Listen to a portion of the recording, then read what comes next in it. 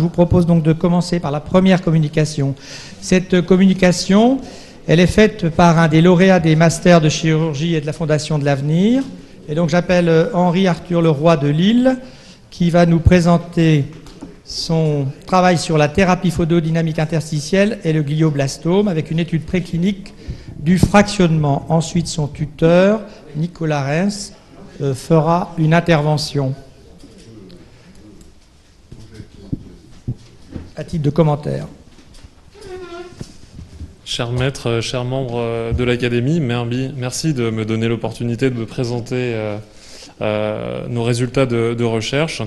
Donc, il s'agit ici de notre année de Master 2 réalisée en 2014, dont l'intitulé est la thérapie photodynamique interstitielle et le glioblastome. Nous allons préciser chacun des termes par la suite. Une étude préclinique du fractionnement. Donc, c'est un travail de recherche mené en collaboration entre le service de neurochirurgie du CHRU de Lille et l'INSERM. Tout d'abord, un mot de contexte. Qu'est-ce que le glioblastome? Il s'agit de la tumeur cérébrale primitive maligne la plus agressive. Donc, c'est une tumeur infiltrante avec une incidence de plus de 3000 nouveaux cas par an en France, d'après les dernières données démographiques. Vous pouvez apercevoir en haut à droite une coupe axiale en IRM avec cette tumeur qui est tout à fait mal limitée, infiltrante, nécrotique. Actuellement, le gold standard en première ligne reste la résection chirurgicale maximale, voire supramaximale d'après les dernières données. On peut apercevoir ici un cortex en lumière blanche lors d'une dissection sous microscope.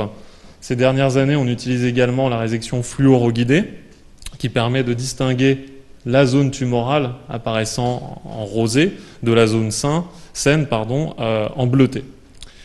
Bien sûr, la chirurgie ne suffit pas. Il faut par la suite proposer une radiochimiothérapie adjuvante aux patients et en cas de nouvelles récidives, ce qui est malheureusement toujours le cas, éventuellement des anti-angiogéniques.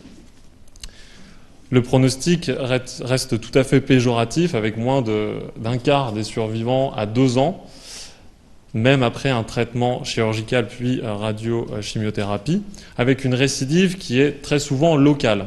Il n'y a pas de problématique véritablement de métastase, en tout cas c'est plus rare. On peut avoir une récidive à un autre foyer intraparenchymateux, mais souvent c'est dans les 2 cm autour de la cavité d'exérèse initiale.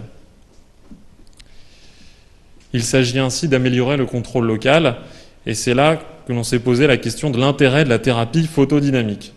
Alors la thérapie photodynamique, comment ça marche? De quoi s'agit-il? Il s'agit d'un processus thérapeutique qui doit associer 3 éléments en synergie, 3 éléments qui doivent être présents au même endroit, au même moment pour être efficaces et obtenir un effet bénéfique pour le patient. Tout d'abord, un agent photosensibilisateur. Donc on utilise le 5-ALA, l'acide 5-aminolivulinique. C'est une substance qui a l'autorisation sur le marché européen déjà depuis 2007, donc ça s'appelle le Gliolan. Donc c'est la même molécule que l'on utilise pour la résection fluoroguidée. Les images que je montrais tout à l'heure avec ce cortex rose bleuté, c'est des patients qui ont absorbé du Gliolan quelques heures avant la chirurgie par voie orale. Dans notre étude, il s'agit de la même molécule. Deuxième élément, l'illumination à une longueur d'onde bien précise. C'est-à-dire qu'on doit aller introduire des fibres optiques dans la tumeur en utilisant une longueur d'onde donc à 635 nanomètres. On reste dans le domaine du visible, les longueurs d'onde rouges. Pourquoi rouges? Parce qu'il s'agit des longueurs d'onde qui ont la meilleure pénétration tissulaire. Près de 1 cm autour du positionnement de la fibre. Donc c'est plus important que les lasers bleus, que les lasers verts par exemple. Et enfin, le troisième élément, celui qui peut manquer, c'est l'oxygène.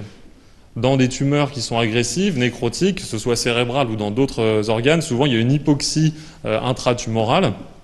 Et c'est pour cela qu'on s'est posé la question du fractionnement. Je vais y revenir par la suite. Donc quels sont les effets au final thérapeutiques de la thérapie photodynamique? Il s'agit de former des radicaux libres, de produire une nécrose tumorale, une apoptose, d'endommager les micro-vaisseaux qui alimentent la croissance tumorale, mais aussi de stimuler l'immunité.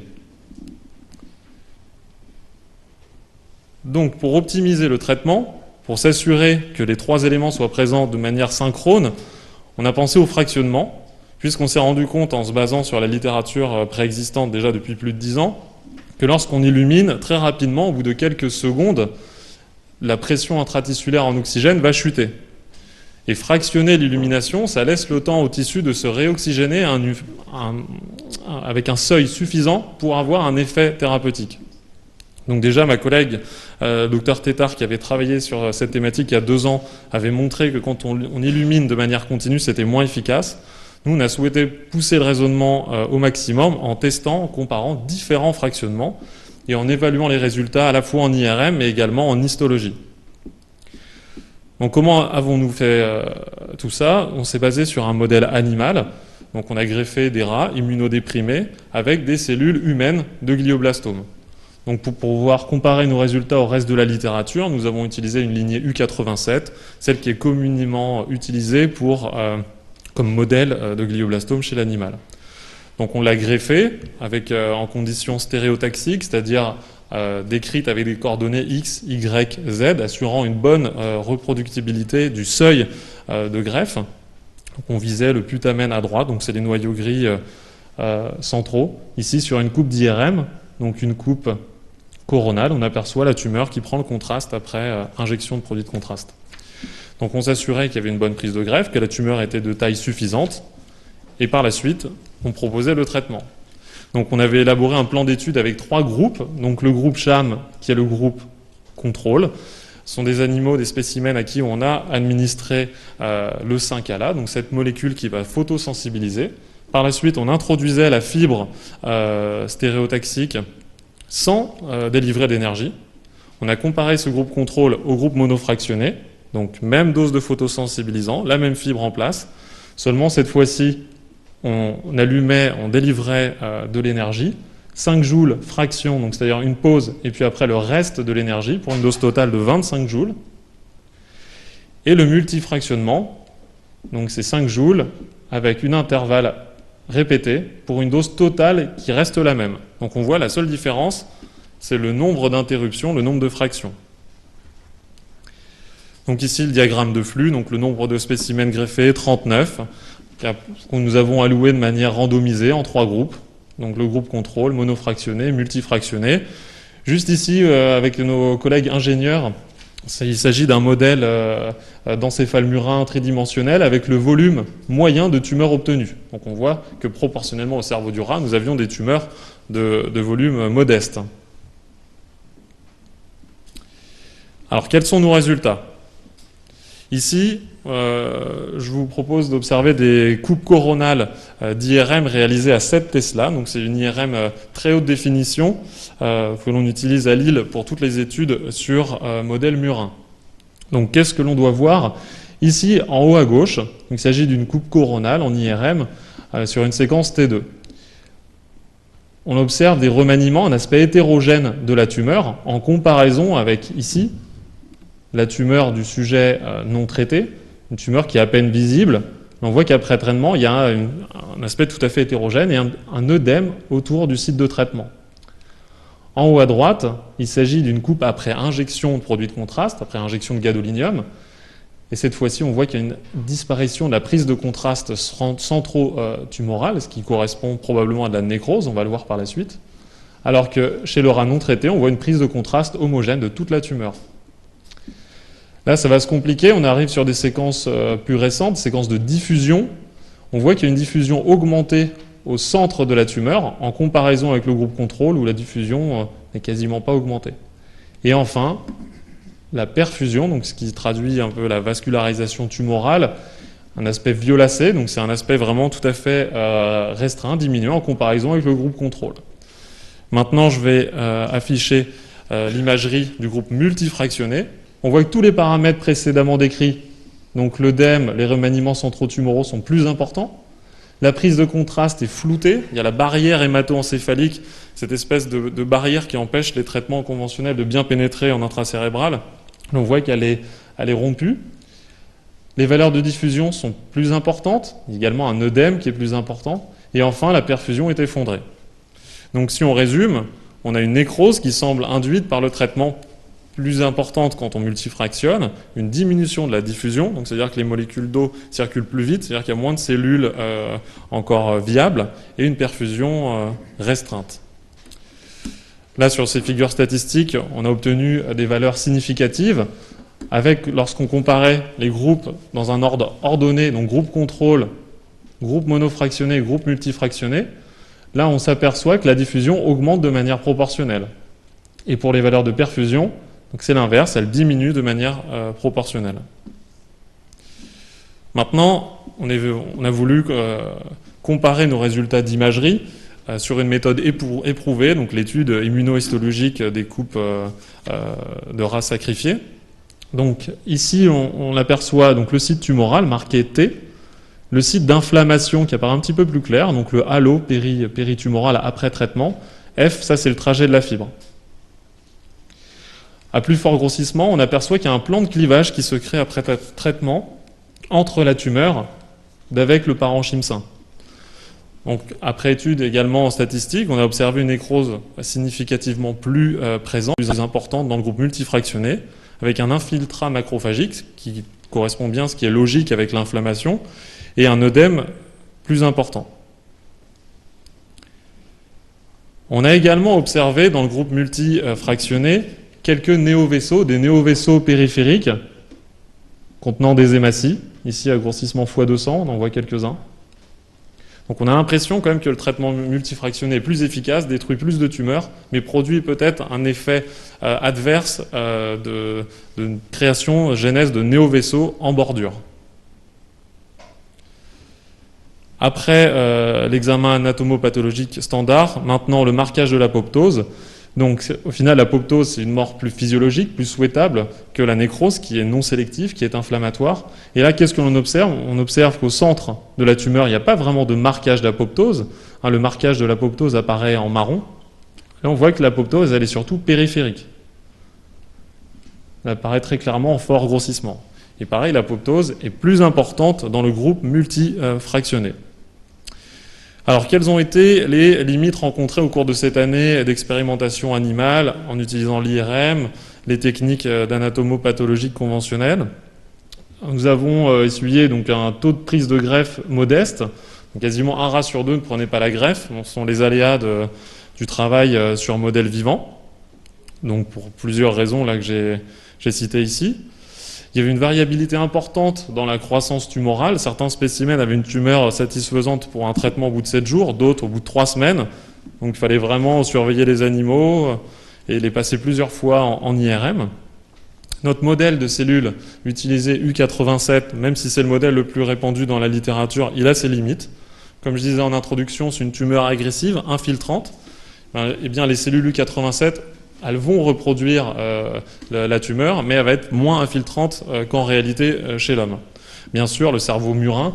Là, on voit un cerveau murin reconstitué avec l'imprimante 3D de l'unité à côté d'une pièce de 1 cent. Vous voyez bien, ça c'est le niveau osseux, donc le contenu est encore plus petit. On ne peut absolument pas transposer ça à un modèle humain pour le moment. Et enfin, donc, il y avait les techniques d'immunohistologie qu'on a réalisées à l'unité sont également complexes à maîtriser dès le premier jet. Donc en conclusion, un message simple, donc le traitement par thérapie photodynamique interstitielle, c'est-à-dire aller mettre une fibre laser dans la lésion, a un effet plus efficace lorsqu'on va multifractionner cette illumination. On a obtenu dans notre étude, et ça c'est relativement nouveau, une bonne concordance entre les données d'imagerie et les données histologiques. Donc il s'agit non pas de s'arrêter là, de poursuivre. Donc en ce moment même, ma collègue interne Mathilde Quidet, qui a pris la poursuite du projet, teste de nouveaux régimes d'illumination, cette fois-ci avec une énergie délivrée sur un plus long laps de temps, en espérant obtenir plus d'apoptose, donc une mort plus sélective, plus physiologique et moins de nécrose. Et on souhaite également mener une phase intermédiaire sur un grand animal, pourquoi pas un modèle porcin. Il y a nos collègues neurochirurgiens de Grenoble qui, en janvier 2014, là, ont publié un modèle porcin de glioblastome. En un mois, on a des tumeurs de 3 à 6 cm, chez lesquelles on pourrait comparer chirurgie standard versus peut-être traitement par simple fibre optique. Voilà, avec l'objectif à terme, bien sûr, de proposer ça en traitement additionnel par rapport au traitement que je disais, chirurgie, radiothérapie, chimiothérapie. Donc il s'agit d'un sujet chaud. Actuellement, il y a 7 essais cliniques à travers le monde. On voit qu'il y en a une grande majorité en Amérique du Nord, mais pourquoi pas bientôt en France. Et un nombre de publications qui ne cesse d'augmenter au cours des années. Donc on sent bien que maintenant, avec les techniques actuelles, les nouveaux marqueurs, on va aboutir à un traitement efficace. Voilà, je termine sur cette diapositive de remerciement pour vous montrer qu'il s'agit d'un travail d'équipe. Donc l'unité de Serge Mordon qui apparaît ici. Le service de neurochirurgie avec mon tuteur Nicolas Reims qui va prendre la parole. Également tout le personnel de l'expérimentation animale, de la plateforme IRM du CHRU de Lille et le service de biostatisticien qui permet d'obtenir des résultats significatifs. Je vous remercie. Merci Monsieur Leroy pour cet excellent exposé, cet excellent travail. J'appelle maintenant Monsieur Reims qui était le tuteur de Henri Arthur Leroy qui va faire les commentaires. Bien, merci Henri pour la clarté de cet exposé. Merci à l'Académie de nous permettre d'exposer nos travaux. Normalement, j'ai quelques diapos pour faire des commentaires. Je crois que le premier que je voudrais faire, c'est que la thérapie photodynamique, c'est pas de la science-fiction. C'est quelque chose qui a déjà eu des applications cliniques, mais qui n'a pas encore apporté un niveau de preuve suffisant. Vous voyez que la description Princeps n'est pas toute récente. 1903, on peut imaginer, vu les conditions technologiques que cela demande, que ça a eu des difficultés pour émerger dans ces conditions, mais quand on prend une revue plus récente comme celle-ci de 2011, on réalise que, vous voyez, depuis 1980, à peu près 1000 patients ont été traités par PDT d'une tumeur intracrânienne. Alors pourquoi cette technique n'a malgré tout pas encore émergé avec un niveau de preuve suffisant? Quand on prend cette revue de Irving Kostron, qui a beaucoup travaillé, qui est neurochirurgien à Innsbruck sur la thérapie photodynamique, il signale bien qu'il y a peu d'études contrôlées, ce sont que des essais isolés, avec des protocoles variables, beaucoup d'agents pharmacologiques différents, beaucoup de modalités d'illumination très différentes. Pourtant, on a l'impression qu'il y a une tendance claire à la prolongation de survie, mais c'est qu'une tendance, avec, vous voyez, des survies médianes qui passent à 22 mois, au lieu des 15 actuels dans le glioblastome. Les conditions de développement de cette technique, incontestablement, il faudra qu'il y ait des études de phase 3 multicentriques, avec des protocoles identiques, reproductibles. C'est un peu notre ambition d'en proposer un à la communauté dans les années qui viennent. Les nouveaux photosensibilisateurs sont incontestablement prometteurs, plus spécifiques pour la tumeur et moins toxiques, notamment il y a moins d'effets de photosensibilisation cutanée avec le gliolan. Et puis cela passera par une meilleure compréhension de la distribution de la lumière, avec donc des modulations de la dosimétrie et une évolution technologique des lasers. Et puis tout cela nécessite évidemment un environnement d'ingénierie et de physique médicale, ce qui rend difficile l'éclosion de la technique dans une équipe chirurgicale isolée. Alors cette technique reste-t-elle confidentielle pour le moment? Vous voyez que dès 1997, des auteurs disaient bien que son émergence se passerait que par une meilleure compréhension de la diffusion de la lumière, une amélioration de la planification dosimétrique et le développement de diffuseurs de lumière plus simples et avec un meilleur rendement. Pour autant, nos lasers médicaux sont-ils adaptés? J'en toucherai un mot juste après.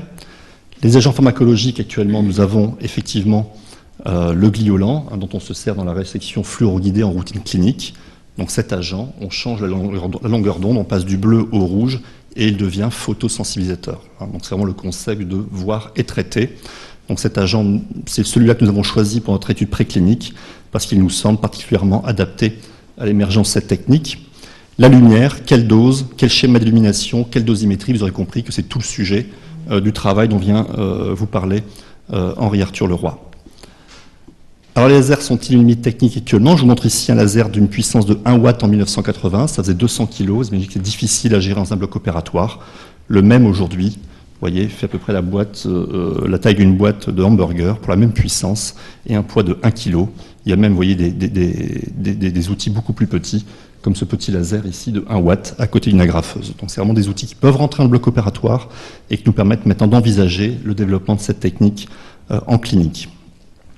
C'est pour cela que nous avons déposé une lettre d'intention à un projet européen qui s'appelle Transcan 2 avec d'autres équipes européennes. Le rationnel de ce projet était de faire participer 4 équipes différentes. Donc nous sommes en communication avec Munich, Vienne et Pampelune pour développer un protocole de thérapie photodynamique interstitielle. J'ai fait une bêtise. Sachant que jusqu'à présent, cette modalité thérapeutique est limitée par l'absence de système de planification dosimétrique. L'image va-t-elle revenir? Oui, non, non. Pardon. Ça y est, elle est là. L'image est là. Donc ici, des images issues d'un papier de l'équipe de Stepp à Munich qui a déjà une expérience clinique en thérapie photodynamique. Vous voyez que les conditions de positionnement des fibres sont assez rudimentaires. Donc toute la problématique de la dosimétrie, du nombre de fibres et du positionnement. Nous sommes, nous, à Lille, en mesure de pouvoir travailler cette question. Vous voyez ici, donc ici c'est un logiciel en développement dans notre laboratoire où on cherche à simuler la diffusion de la lumière au sein d'une tumeur en fonction du positionnement des fibres. Par ailleurs, en clinique, notre outil de robot stéréotaxique couplé à ces outils d'imagerie péropératoire type OAR nous permettent de contrôler le positionnement des fibres. Voilà pour la thérapie interstitielle. Pour ce qui est de la thérapie photodynamique péropératoire, où il s'agit d'éclairer une cavité d'exérèse chirurgicale, là aussi, notre environnement, notre plateau technique ici, l'IRM péropératoire que nous utilisons depuis à peu près 6 mois, nous permet d'imaginer des exérèses optimisées, comme ici l'illustration de ce glioblastome. Vous voyez qu'après une première IRM faite, après une première exérèse, on constate la persistance de tumeurs à la berge postérieure, qui a pu être reprise, avec une exérèse qui ici apparaît tout à fait satisfaisante sur le plan morphologique. Mais ce patient avait reçu du gliolan, et en lumière bleue péropératoire, vous voyez, il persiste une infiltration ici en fluorescence sur la cavité, sur la berge postérieure de la tumeur. Sur le plan anatomique, il n'est pas possible de continuer. Voilà typiquement le type de cavité que l'on aimerait éclairer avec un ballonnet diffusant la lumière laser. J'en ai terminé, c'est pour dire qu'actuellement, toutes les conditions techniques sont requises pour que la thérapie photodynamique puisse se développer en neurochirurgie, que ce soit sur le plan des agents pharmacosensibilisateurs à notre disposition, des outils d'illumination tels que donc, par les lasers, et puis les agents diffusants tels que des ballonnets, des fibres optiques, mais également des textiles intelligents qui nous permettraient de tapisser la cavité opératoire. Je vous remercie. Merci Monsieur Reims. Je propose d'ouvrir la discussion par rapport à cette communication. Qui veut prendre la parole? Allez-y, prenez le micro. Je félicite les auteurs qui sont attaqués à un des problèmes les plus difficiles et redoutables d'un neurochirurgie, car depuis 25 ans, on peut dire en gros qu'on n'a pas fait de progrès sur le pronostic de ces glioblastomes. J'ai 2 remarques. La première, c'est que, comme vous savez, lorsqu'on a fait des biopsies stéréotaxiques à distance du lit tumoral, on est toujours surpris de voir qu'il existe déjà des coulées tumorales. Alors, est-ce qu'avec ce système-là, on peut les épargner? Et ma deuxième question, est-ce que le fait d'utiliser comme expérimentation, on n'a pas le choix, une tumeur relativement limitée, ne favorise pas justement l'action de votre thérapeutique? Alors par rapport à votre première question, tout à fait, bon, la thérapie, quand on fait de la recherche sur le glioblastome, je crois que la première règle, c'est d'être modeste. Notre objectif est vraiment d'améliorer le contrôle local, donc de prolonger la survie sans progression, peut-être la survie globale, mais on ne doit pas guérir le glioblastome avec notre technique. Je crois que l'intérêt de cette technique, bon, Henri en a dit touche juste un petit mot, mais il l'a pas développé, c'est pas le sujet de son travail, mais il faudra qu'on travaille sur cette question. Il y a des effets immunologiques liés à la thérapie photodynamique. Donc probablement que c'est un traitement focal, mais qui recrute de façon régionale des agents immunologiques qui peut-être ont un intérêt très important dans le contrôle de la tumeur. Donc voilà pour l'intérêt de traiter des cellules plus à distance. Mais effectivement, pour l'instant, on cherche vraiment à traiter les 10-15 mm de bordure où la récidive se produit quasiment systématiquement.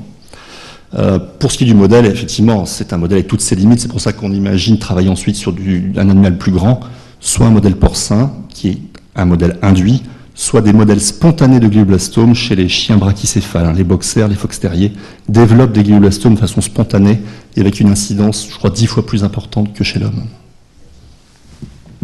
Très bien, merci. D'autres questions? Non, très bien. Merci beaucoup aux 2 intervenants, Monsieur Leroy, Monsieur Reims.